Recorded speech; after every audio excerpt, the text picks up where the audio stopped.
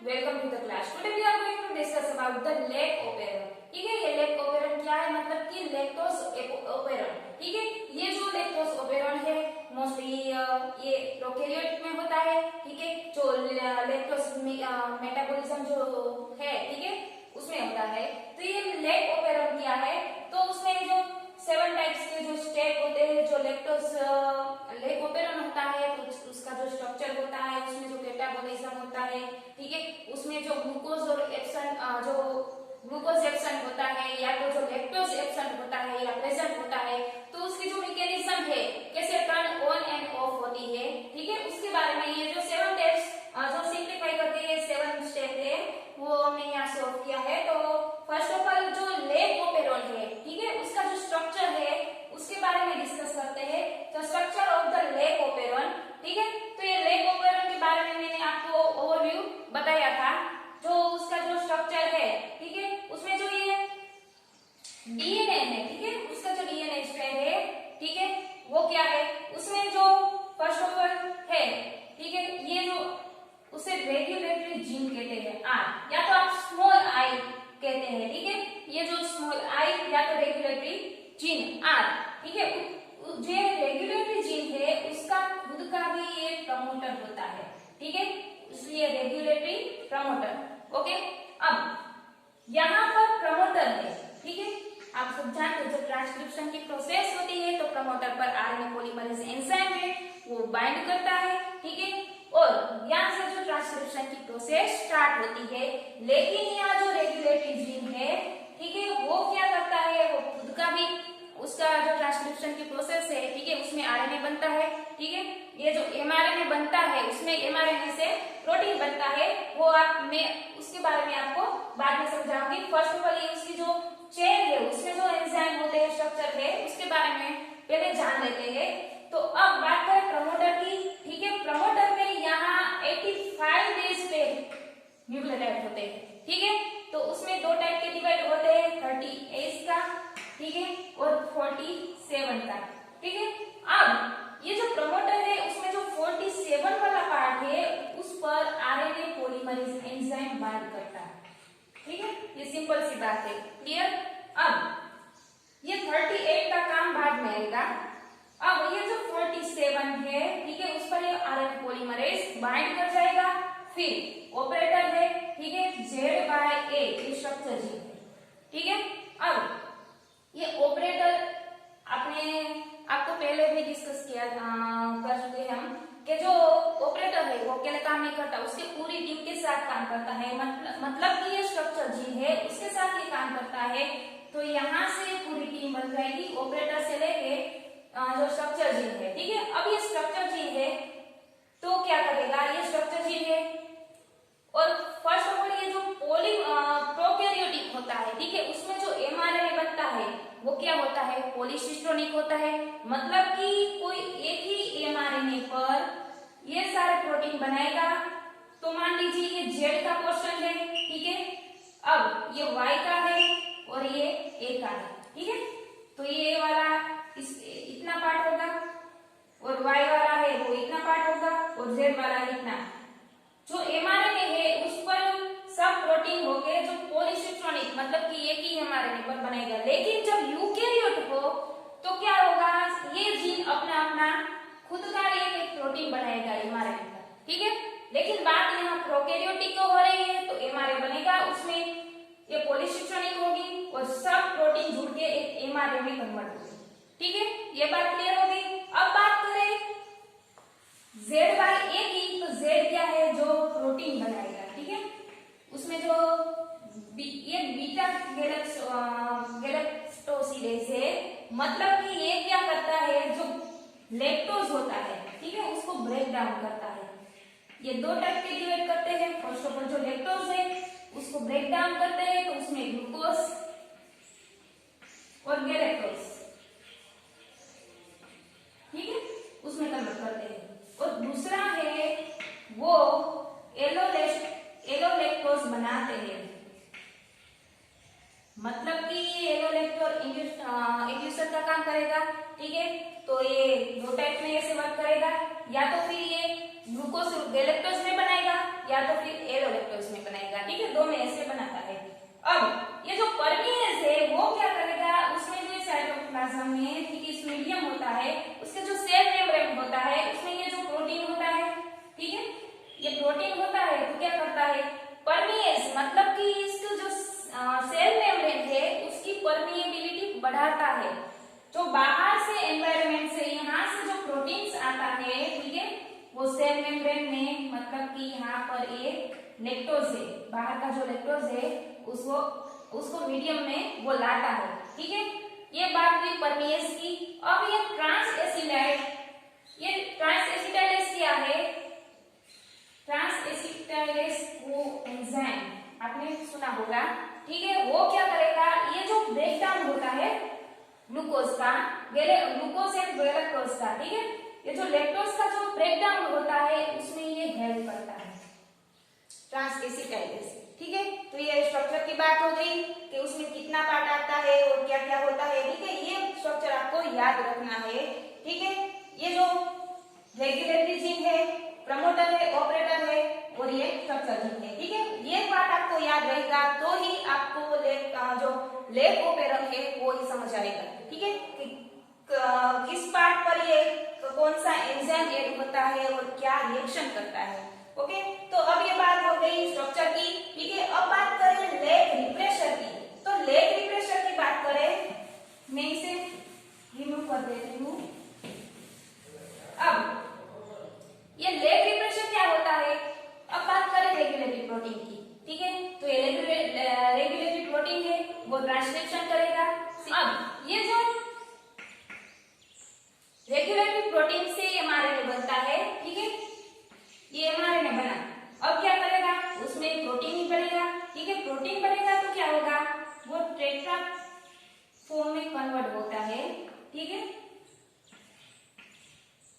ये tetra form में मतलब ये 4 टाइप के हैं, टेट्रा फॉर्म में कन्वर्ट होता है, तो उसमें 2 ऐसे एक्टिव बाइंडिंग साइट होते हैं, ये आपको बहुत इंपॉर्टेंटली याद रखना है, ठीक है, ये उसमें 2 बाइंडिंग साइट होती है, फर्स्ट ये, ठीक है, और दूसरी ये, ठीक है। अब ये जो 2 बाइंडिंग साइट है वो एक ही साथ काम नहीं करेगी, कोई एक बाइंडिंग साइट काम करेगी, ठीक है, तो ये जो दूसरी है वो इनएक्टिव हो जाएगी, अगर ये दूसरी साइट है वो एक्टिव होगी मतलब कि वो काम करेगी, तो जो फर्स्ट साइट है, ठीक है, वो इनएक्टिव हो जाएगी, ठीक है, तो ये टेट्रा फॉर्म में है। अब ये जो एंजाइम बना प्रोटीन, ठीक है, वो क्या करेगा, ये टेट्रा फॉर्म में है, अगर मान लीजिए उसमें जो एलोलैक्टोज था वो इनिशिएटर का काम करेगा, ठीक है, ये जो एलोलैक्टोज है वो क्या करेगा, ये जो एलोलैक्टोज के साथ ये बाइंडिंग करेगा, ठीक है, तो क्या करेगा, ये जो ऑपरेटर के साथ बाइंड नहीं कर पाएगा। अगर मान लीजिए कि इस मीडियम में लैक्टोज नहीं है, एब्सेंट है लैक्टोज, तो क्या करेगा, ये जो प्रोटीन है वो ऑपरेटर के साथ बाइंडिंग करेगा, ठीक है, उसमें जो लैक्टोज नहीं है तो एलोलैक्टोज कैसे बनेगा, अगर लैक्टोज नहीं है तो एलोलैक्टोज नहीं बनेगा, एलोलैक्टोज नहीं बनेगा तो ये बाइंडिंग साइड इनएक्टिव हो जाएगी और ये जो फर्स्ट साइड है वो एक्टिव हो जाएगी, वो क्या करेगा, ऑपरेटर के साथ बाइंडिंग करेगा, ठीक है, ये बात क्लियर हो गई। 2 ऐसे साइट है, या तो लैक्टोज के साथ जो बाइंडिंग करता है लैक्टोज प्रेजेंट है तो ये साइट एक्टिव हो जाएगी, तो ये ऑपरेटर के साथ बाइंडिंग नहीं कर पाएगा, अगर ये जो मीडियम में लैक्टोज नहीं है तो वो ऑपरेटर के साथ बाइंडिंग कर जाएगा, ठीक है, तो ये बात क्लियर हो गई। अब बात करें तो ये जो लेग रिप्रेशर क्या है, मतलब कि ये जो प्रोटीन बना था, ठीक है, मान लीजिए उसमें ग्लूकोज प्रेजेंट है और लैक्टोज एब्सेंट है, लैक्टोज एब्सेंट है तो क्या करेगा, ये बाइंडिंग साइट पर इनएक्टिव हो जाएगा और ये जो साइट है वो एक्टिव हो गई तो ऑपरेटर के साथ बाइंडिंग होगा। अगर ये रिप्रेशर आ जाएगा ऑपरेटर के साथ तो इस साइड को ये ब्लॉक कर देगा, समझ में आया, इस साइड को ब्लॉक करा तो क्या हुआ, जब ये आरएनए पॉलीमरेज प्रोमोटर पर बैठा था तो वो आगे मूव नहीं कर पाएगा, ठीक है, तो आगे वो मूव नहीं कर पाएगा तो ट्रांसक्रिप्शन की प्रोसेस होगी नहीं होगी, क्योंकि यहाँ पर जो आरएनए पॉलीमरेज है मूव ही नहीं कर पाएगा, तो ये जो स्ट्रक्चर चेंज है वो प्रोटीन कैसे बनाएगा। ठीक है, तो ये बात क्लियर हो गई। अब बात करें तो ये जो कैटाबोलाइट एक्टिवेटेड प्रोटीन है वो क्या है। अब ये जो एटीपी है, ठीक है, एटीपी से एएमपी बनता है। इस प्रोसेस मैंने आपको आगे समझाई थी, लेकिन मैं आपको फिर भी समझाऊं तो ये एटीपी से एएमपी बनता है, ये साइक्लिक एएमपी है, ठीक है, ये एटीपी है। तो ये जो एडिनाइल साइक्लेज एंजाइम होता है, ठीक है, वो क्या करता है, एटीपी से एएमपी बनाता है। ठीक है, तो कैप्साइड ऐसी होती है, यहाँ पर ये केप होता है, केप का मतलब कैटाबोलाइट एक्टिवेटर प्रोटीन, उसका काम है इस प्रोसेस को एक्टिवेट करना। मतलब कि इस प्रोसेस को जो एक्टिवेट करता है, तो ये ट्रांसक्रिप्शन की प्रोसेस हो रही है, वो हाईली फॉर्म में ट्रांसक्रिप्शन करेगा। ठीक है, तो यहाँ पर कैप्साइड है और जो ऊपर उसके साथ ये जो साइक्लिक एएमपी बढ़ जाएगा। आपको याद रखना है, जब एटीपी हाई होगी, ठीक है, तो क्या करेगा, ये जो एटीपी और एएमपी एक दूसरे से अपोजिट होता है। ठीक है, तो ये जो एटीपी बढ़ेगा तो क्या करेगा, जो एएमपी है वो स्लो होगी। ठीक है, ये सिंपल बात है। अगर एटीपी लो है तो एएमपी हाई फॉर्म में होगी। ये बात क्लियर हो गई। ठीक है, अब ये जो कैप्साइड, अगर मान लीजिए इस प्रोसेस में ग्लूकोज मीडियम में ग्लूकोज का कंटेंट, मतलब कि उसमें जो सोर्स है ग्लूकोज का, ठीक है, एटीपी का सोर्स ज्यादा है, तो क्या करेगा, ये जो केप बाइंडिंग साइड है वो प्रमोटर के साथ बाइंडिंग नहीं कर पाएगी। लेकिन जो ग्लूकोज में जो एटीपी नहीं है, ठीक है, जो ग्लूकोज का मीडियम नहीं है, तो क्या करेगा, एएमपी बढ़ जाएगी, तो ये क्या करेगा, केप के साथ बाइंडिंग कर जाएगा, जो ये केप है वो प्रमोटर के साथ बाइंडिंग करेगा। ठीक है, तो अब ये प्रमोटर का दूसरा पार्ट है, मैं आगे आपको कहा था ना कि ये पार्ट है वो खाली नहीं रहेगा, यहाँ पर कैप्साइड प्रेजेंट होगी। समझ में आया। जब मान लीजिए इसमें ग्लूकोज है, ठीक है, तो ग्लूकोज है तो क्या करेगा, तो एएमपी केप के साथ तो एएमपी जुड़ा है ना, केप के साथ एएमपी जुड़ा है, अगर ग्लूकोज होगा तो क्या करेगा, ये प्रमोटर के साथ केप को नहीं जुड़ने देगा। मतलब कि ये केप जो प्रमोटर है, डीएनए में जो प्रमोटर है उसके साथ बाइंडिंग नहीं कर पाएगा। अगर ये बाइंडिंग नहीं कर पाएगा तो ट्रांसक्रिप्शन की जो प्रोसेस है वो लो होगी। ठीक है, ये सिंपल सी प्रोसेस है। अगर जो एटीपी ग्लूकोज है, मतलब कि जो इस प्रोसेस में ग्लूकोज हाई है, तो कैप्साइड है वो बाइंड नहीं कर पाएगा। अगर ग्लूकोज नहीं है तो ये जो प्रमोटर पर ये जो कैप्साइड है वो बाइंड कर जाएगा। ठीक है, ये कैटाबोलाइज एक्टिवेटेड प्रोटीन से। ठीक है, तो ये बात क्लियर हो गई। अब बात करें इस प्रोसेस की, तो अब इस प्रोसेस में ग्लूकोज और लैक्टोज का रोल आता है, वो क्या करता है। अब ये जो ग्लूकोज, मान लीजिए अगर ये ग्लूकोज प्रेजेंट है और लैक्टोज एब्सेंट है, तो क्या होगा,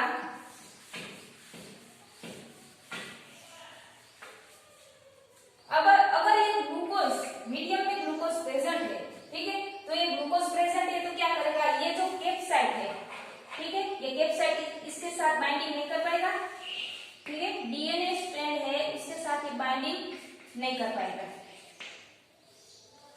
लेकिन लैक्टोज जो ग्लूकोज प्रेजेंट है और लैक्टोज एब्सेंट है, तो लैक्टोज एब्सेंट होगा क्या होगा, हमने यहाँ जो येलो स्ट्रेटा एंजाइम होते हैं, ठीक है, तो यहाँ दो एक्टिव साइट होती है। जो येलो लैक्टोज है वो इंड्यूसर की तरह काम करेगा, और इंड्यूसर का रोल क्या है, जो इसके साथ बाइंडिंग कर जाएगा तो वो रिप्रेसर, ये जो रिप्रेसर है, ठीक है, प्रोटीन वो एक टाइप के रिप्रेसर, वो क्या करेगा, वो रिप्रेसर है वो ऑपरेटर पर बाइंड नहीं कर पाएगा। लेकिन इस मीडियम में लैक्टोज एब्सेंट है, लैक्टोज एब्सेंट है, तो एलोलैक्टोज जो इंड्यूसर का काम कर रहा है वो नहीं है, तो इसके साथ बाइंडिंग नहीं कर पाएगा। तो ये क्या करेगा, ये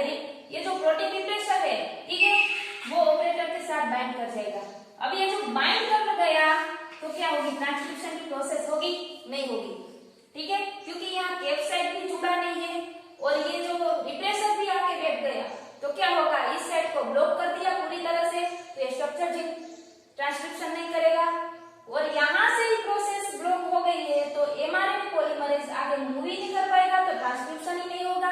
ठीक है, ये बात क्लियर हो गई। अब जो सेकंड है प्रोसेस, उसकी बात करें तो ग्लूकोज प्रेजेंट होता है और लैक्टोज भी प्रेजेंट होता है, तो क्या होता है, अब ग्लूकोज प्रेजेंट है मतलब कि ये कैप्साइड बाइंड नहीं कर पा रहा।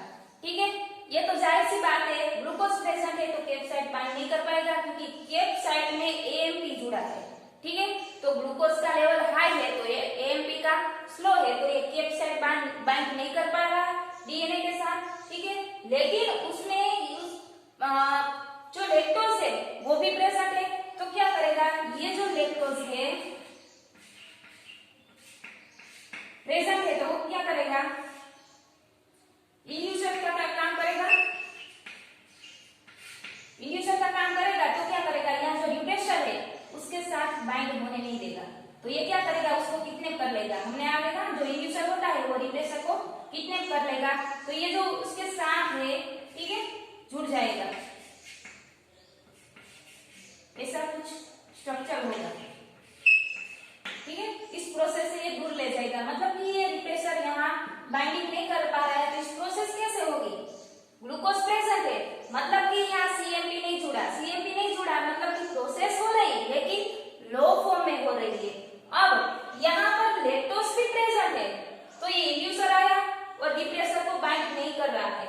ठीक है, तो ये प्रोसेस हो रही है, जो आरएनए पॉलीमरेज है रिप्रेसर आया नहीं बैठा, तो क्या होगा, यहाँ पर रिप्रेसर नहीं है तो आरएनए पॉलीमरेज ट्रांसक्रिप्शन कर रहा है, लेकिन कैसा, क्योंकि कैप्साइड नहीं है तो ये जो एक्टिव फॉर्म में नहीं होगा, ये ट्रांसक्रिप्शन होगी, ट्रांसक्रिप्शन प्रोसेस होगी, पर कैसे होगी, लो फॉर्म में होगी।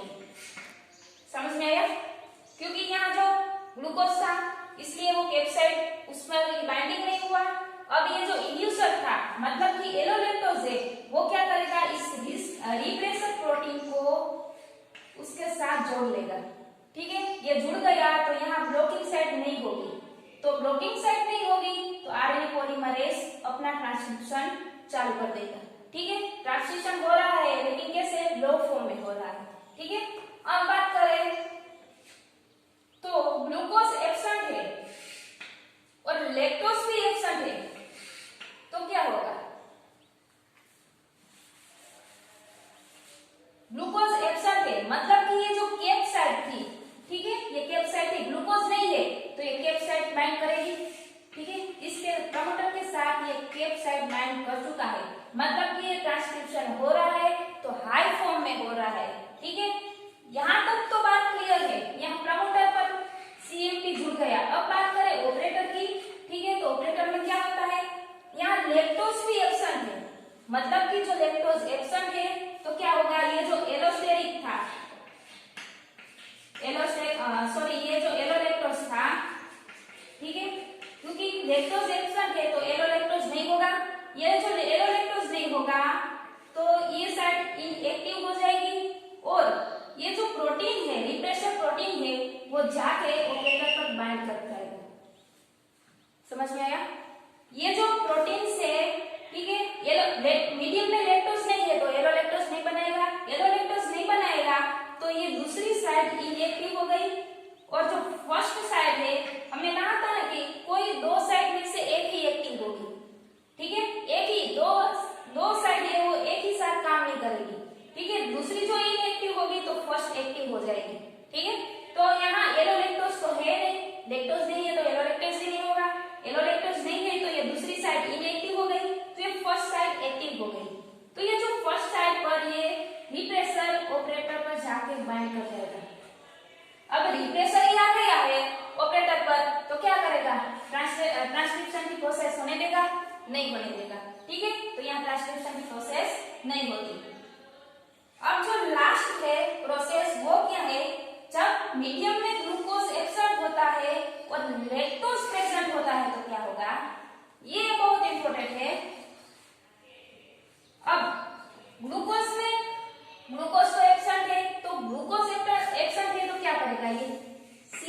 मतलब कैप्साइड है वो बाइंड कर जाएगा, ग्लूकोज नहीं है तो ऑब्वियसली बात है कैप्साइड बाइंड कर गया। और लैक्टोज प्रेजेंट है तो क्या है उसमें येलो लैक्टोज है, ठीक है, तो येलो लैक्टोज जो प्रोटीन रिप्लेसर है उसको वो खुद के साथ जोड़ लेगा और कॉम्प्लेक्स बन जाएगा, ठीक है। तो ये जो फर्स्ट साइट है वो इनएक्टिव हो गई, तो ये ऑपरेटर पर जा नहीं सकता, ठीक है, तो ये उसके साथ ये बाइंडिंग नहीं कर पाएगा, ठीक है। तो ये जो बाइंडिंग ही नहीं कर पाएगा तो ये जो ऑपरेटर है वो फ्री हो गया, ठीक है, ये ऑपरेटर फ्री हो गया तो क्या होगा, ये जो कैप्साइड जुड़ा मतलब कि जो ये कैटाबोलाइट एक्टिवेटर प्रोटीन से वो क्या करेगा, इस प्रोसेस ट्रांसक्रिप्शन की प्रोसेस है वो स्ट्रॉन्ग कर देगा, ठीक है। यहां से यहां तक पहुंची लेकिन यहां रिप्लेसर नहीं है, ठीक है, क्योंकि ये तो येलो लैक्टोज ले गया रिप्लेसर को खुद के साथ, तो यहां पर रिप्लेसर बाइंड नहीं कर पाएगा, तो जाहिर सी बात है जो आरएनए पॉलीमरेज है, ठीक है, उसके साथ ही बाइंडिंग हो गया। अब ये जो ट्रांसक्रिप्शन की प्रोसेस मूव हो रही है वो स्ट्रांगली होगी क्योंकि यहाँ पर उसे कोई ब्लॉक करने वाला नहीं है, ठीक है। तो ये जो ग्लूकोज एब्सेंट और लैक्टोज प्रेजेंट होता है तो ये जो ट्रांसक्रिप्शन की प्रोसेस होती है वो स्ट्रांगली होती है, क्योंकि उसमें जो स्ट्रांगली प्रोसेस क्यों होती है, क्योंकि यहाँ जो कैप्साइड है वो प्रेजेंट है इसलिए, ठीक है। तो ये जो 7 टाइप के जो पॉइंट थे वो लेक ओपेरॉन थे, ठीक है, तो ये जो लेक ओपेरॉन है वो उसमें किस तरह की प्रोसेस होती है ग्लूकोज और लैक्टोज की, ठीक है। सो हमने 4 टाइप की ये जो प्रोसेस थी, ठीक है, उसके बारे में डिस्कस किया। तो इस प्रोसेस को शॉर्टली फॉर्म में आपको याद रखना है तो आप ऐसे याद रख सकते हो, ठीक है। जो फर्स्ट प्रोसेस थी उसमें क्या है, ग्लूकोज प्रेजेंट होता है, तो ग्लूकोज प्रेजेंट होता है तो वो कैप्साइड पर बाइंड नहीं कर पाएगा। अगर लैक्टोज एब्सेंट है, ठीक है, तो लैक्टोज एब्सेंट है तो क्या करेगा, ये जो रिप्लेसर है, ठीक है, उसके साथ ही बाइंडिंग नहीं कर पाएगा, तो ये क्या करेगा, ये जो रिप्लेसर है वो ऑपरेटर पर बाइंडिंग कर देगा, ठीक है। अगर ये ग्लूकोज प्रेजेंट है तो कैप्साइड बाइंड नहीं करेगा, लैक्टोज एब्सेंट है तो रिप्लेसर के साथ बाइंडिंग नहीं कर पाएगा, ठीक है। तो ये रिप्लेसर ऑपरेटर पर आके बैठ गया। और ग्लूकोज प्रेजेंट है तो कैप्साइड बाइंड नहीं कर पाएगा, माइनस मतलब कि बाइंडिंग नहीं हो रहा है, ठीक है। तो ये बाइंडिंग नहीं हो रहा है, ठीक है, और यहाँ पर ये साइड ब्लॉक हो गई है तो यहाँ जो ट्रांसक्रिप्शन होगी नहीं होगी, ठीक है, ये सिंपल सी बात। अब यहाँ पर ग्लूकोज प्रेजेंट है तो कैप्साइड बाइंड नहीं कर रहा है, ठीक है, देख लीजिए यहाँ कैप्साइड बाइंड नहीं कर रहा है। और लैक्टोज प्रेजेंट है, ठीक है, तो ये लैक्टोज प्रेजेंट है तो क्या करेगा, येलो लैक्टोज आएगा इसके साथ बाइंडिंग कर जाएगा। अब इसके साथ बाइंडिंग कर जाएगा तो ऑपरेटर पर रिप्लेसर बाइंड नहीं कर पाएगा, ठीक है। हमने आगे कहा ना जो येलो लैक्टोज है वो इसके साथ बाइंडिंग कर जाएगा, तो ये रिप्लेसर पर बाइंडिंग नहीं कर रहा है तो ट्रांसक्रिप्शन होगी लेकिन कैसे होगी, लो लेवल पर होगी, ठीक है। यहाँ पर रिप्लेसर नहीं है और कैप्साइड भी बाइंड नहीं कर रहा है तो ट्रांसक्रिप्शन होगी लेकिन एक्टिव फॉर्म में नहीं होगी, तो क्या होगी, ये जो प्रोसेस हो रही है वो स्लो लेवल पर हो रही है, ठीक है। अब नेक्स्ट की बात करें तो यहाँ जो ग्लूकोज है वो एब्सेंट है, मतलब ये जो कैप्साइड है वो बाइंड कर रहा है, देखो यहाँ जो कैप्साइड है वो बाइंड कर गया, ठीक है। अब ये जो प्रोसेस हो रही है वो एक्टिव हो गई, ठीक है। अब लैक्टोज एब्सेंट है उसमें, तो लैक्टोज एब्सेंट है तो क्या करेगा, यहाँ जो रिप्लेसर था, ठीक है, वो जाके ऑपरेटर पर बैठ जाएगा, तो ये स्लाइड जो इस साइड हो गई वो ब्लॉक हो गई, ठीक है। ये जो क्या हुआ, रिप्लेसर बाइंड हो गया, ठीक है, पॉजिटिव मतलब ये रिप्लेसर है ये बाइंड हो गया है ऑपरेटर पर। अगर बाइंड हो गया है तो ट्रांसक्रिप्शन की प्रोसेस नहीं होगी, ठीक है। अब बात करें जो लास्ट प्रोसेस है उसमें जो ग्लूकोज है वो एब्सेंट है, यानी कि जो कैप्साइड है वो बाइंड करेगा, देख लीजिए यहाँ कैप्साइड बाइंड हो गई क्योंकि ग्लूकोज एब्सेंट है। और लैक्टोज प्रेजेंट है लैक्टोज तो क्या करेगा, ये जो रिप्लेसर है वो ऑपरेटर पर बाइंड नहीं करेगा, ये कॉम्प्लेक्स बन जाएगा येलो लैक्टोज और रिप्लेसर का, ठीक है।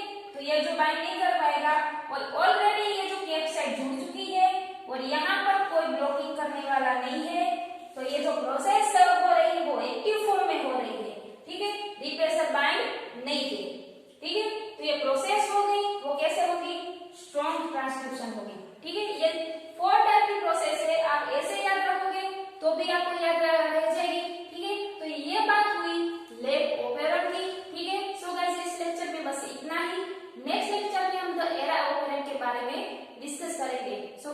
you so much and keep reading.